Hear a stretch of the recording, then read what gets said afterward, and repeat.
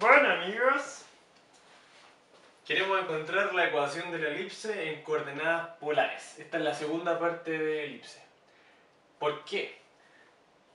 Después de que encontremos una ecuación de energía en el satélite que esté atrapado en una órbita producto de la fuerza de atracción entre él y un cuerpo celeste grande, nos vamos a dar cuenta de que es mucho más útil usar la elipse pero en coordenadas polares, porque van a ser unas ecuaciones diferenciales que se van a simplificar mucho si ocupamos las coordenadas polares, ¿ya?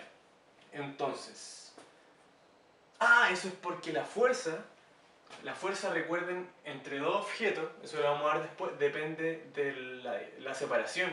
Si se dan cuenta, en coordenadas polares tenemos al tiro la separación, eso es R, esa es la coordenada R. Entonces, tenemos que esta es la elipse en coordenadas cartesianas, x, y tenemos que pasarla a polares, o sea que tenemos que escribir x en función de r y el ángulo, donde están definidos aquí, y en función de r y el ángulo. El dibujo es el siguiente: tenemos la elipse, tenemos un punto x, y, que si lo bajamos a las coordenadas cartesianas, tenemos que esto vale x y esto vale y. Y tenemos que, vamos a poner el nuevo origen en el foco 1, que va a ser este de aquí. Este va a ser nuestro nuevo origen. Entonces, desde ahí vamos a medir este punto, pero en coordenadas polares, ¿ya? Entonces, ¿cuáles serían las coordenadas? ¿Cómo lo hacemos? Entonces, yo les recomiendo que paren el video y que traten de hacerlo ustedes. Si se dan cuenta, aquí hay un triángulo, o sea que podemos ocupar teorema de Pitágoras y podemos ocupar también... Yo creo que con eso basta, de hecho. Coseno, seno y ese tipo de cosas, ¿ya? Entonces traten de hacerlo y lo vamos a resolver al tiro. Si lo tratan de resolver ustedes, les va a servir mucho para practicar. Bueno, ya está listo y obtuvimos las coordenadas x, y son estas de acá. No era tan difícil, en realidad, si se dan cuenta, esto de aquí es r coseno de ese ángulo. Y si se dan cuenta, r coseno del ángulo sería esto, por tanto r coseno del ángulo menos c sería justo de aquí. Y ahí está, ¡pam! En cambio acá, simplemente r seno de ese ángulo sería el y. Y ahí está. Entonces ahí tenemos el cambio de coordenadas y tenemos que reemplazarlo en esta ecuación. Ahora, una cuestión súper recomendable, porque aquí hicimos una cosita, es que no conviene mucho meter el x y el y al tiro ahí, mejor trabajarlo aquí un ratito. Y lo otro es que siempre es recomendable dejarlo todo en función de una función trigonométrica. No coseno y seno, sino que o coseno o seno. Entonces, aquí hay que ver cómo lo arreglamos para eso. Entonces, si se fijan, y es r seno, por tanto y cuadrado es r cuadrado seno cuadrado, y aquí nos quedó esto de aquí, porque seno cuadrado es 1 menos coseno cuadrado, identidad trigonométrica. Y aquí podemos elevar al cuadrado. Entonces nos quedó todo en coseno, y eso es bueno. Entonces ahora tenemos la ecuación de la elipse en cartesiana, que también se puede escribir de esta forma, y ahora vamos a chantar nuestro nuevo x cuadrado y nuestro nuevo y cuadrado, ¿ya?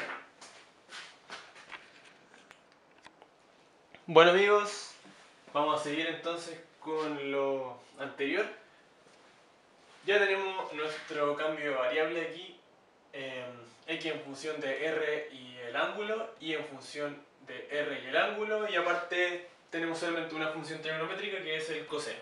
Entonces reemplazamos aquí, ¿ya?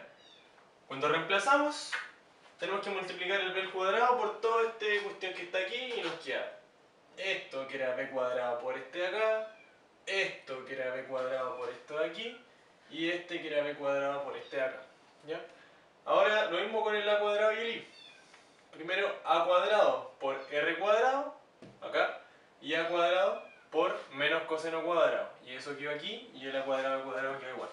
Ahora, este paso a mí tampoco se me ocurrió, porque no, yo encuentro que esta asociación como de implicancia, el tipo estuvo mucho tiempo tratando de solucionar algo, dejarlo como lindo, porque uno en general quiere que quede una fórmula pequeña, Y hay dos pasos que son bien difíciles. Entonces, el primer paso es dejar este término a un lado y todo lo demás al otro lado. Ese es el primer paso clave. ¿Cuál? El a cuadrado r cuadrado. Eso, si en alguna prueba les preguntan como la elipse en coordenadas polares, primer paso importante es dejar este término a un lado. Lo dejan acá. Queda todo lo anterior. Después miran la cuestión y dicen, ya, y este es el segundo paso clave, que también es difícil. Dicen, quiero factorizar esto de alguna forma en la que me salga una resta de cuadrados, ¿ya? Una resta de cuadrados. Eso es lo que tienen que tener en la mente. ¿Cómo lo puedo hacer? ¿Cómo lo puedo hacer? Entonces, ya. Y acá se fijan, puedo factorizar esto por b cuadrado y puedo factorizar esto por r al cuadrado coseno cuadrado. Y queda esto y esto. Y ahí ya está diciendo. Porque, si se fijan, esto está diciendo como escríbeme de otra forma. Y esto también está diciendo escríbeme de otra forma. Entonces, ¿cómo podemos escribir esto o esto? Y ahí tenemos que acordarnos de esta relación. Y si se fijan, esto es b cuadrado. Porque pueden pasar el c para el otro lado negativo. Entonces les queda este b a la cuarta. Este lo escribí acá. Y este lo escriben como c cuadrado. Entonces les queda r cuadrado, coseno cuadrado, c cuadrado. Y tenemos esto de acá. Y ya se ve mucho más lindo, ¿cierto? Entonces, lo que quiero ahora es que ustedes se den cuenta cuál es el siguiente paso. Porque no es tan fácil, pero cuando se den cuenta va a ser como, oh, qué bacán. Entonces, traten de pensar un rato y después vean el siguiente video donde va a estar resuelto. ¿Ya? Bueno, habíamos quedado esto en el video anterior y ustedes tenían que haberse dado cuenta que se llega a esto. Que en realidad esto era el cuadrado de esto de aquí. Y ahí después es fácil todo porque hay que sacar raíz a cada lado, elegimos la función positiva, pasamos esto hacia el otro lado positivo, factorizamos por r. Y aquí esta parte es interesante porque cuando dividimos por a todo esto, nos queda esto acá y nos quedan estos términos de aquí, ¿ya? Y esos se les pone nombre por lo que simbolizan, ¿ya? Al c partido a lo llamamos e, de excentricidad, y al b cuadrado partido a lo llamamos r sub 0, ¿ya?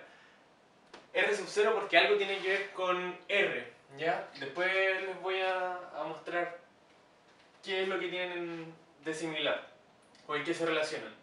Y excentricidad es c partido a porque tiene que ver con qué tan achatada es la elipse y eso. Si se dan cuenta, si c partido a es menor que 1, eso significa que c es menor que a, y entre más cerca del 0 esté, significa que a es más grande con respecto a c. O sea que al final la elipse va siendo así. ¿Ya? ¿Y qué más? Eso, nos queda esta fórmula que dice el reemplazo de c partido a por la excentricidad y de b cuadrado partido a por r sub 0. Y en general pasamos este r hacia este lado y el r sub 0 hacia el otro lado y nos queda así. Y esta es como la fórmula que sale en los libros, que es la fórmula de la elipse en coordenadas polares, donde r es la distancia desde aquí hasta un punto que depende del ángulo. Y esto es lo que nos da la distancia. Ahora, a mí me gusta más ocuparla así. ¿Por qué? Vamos a hacer un análisis después de esta ecuación, que es la que yo ocupo en general.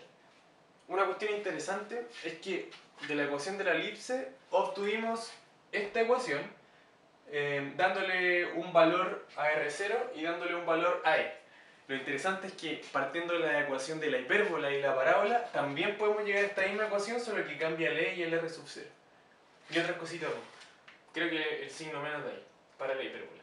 Entonces, eso. Lo interesante es que todas las cónicas se pueden escribir así en coordenadas polares y cambian algunos parámetros.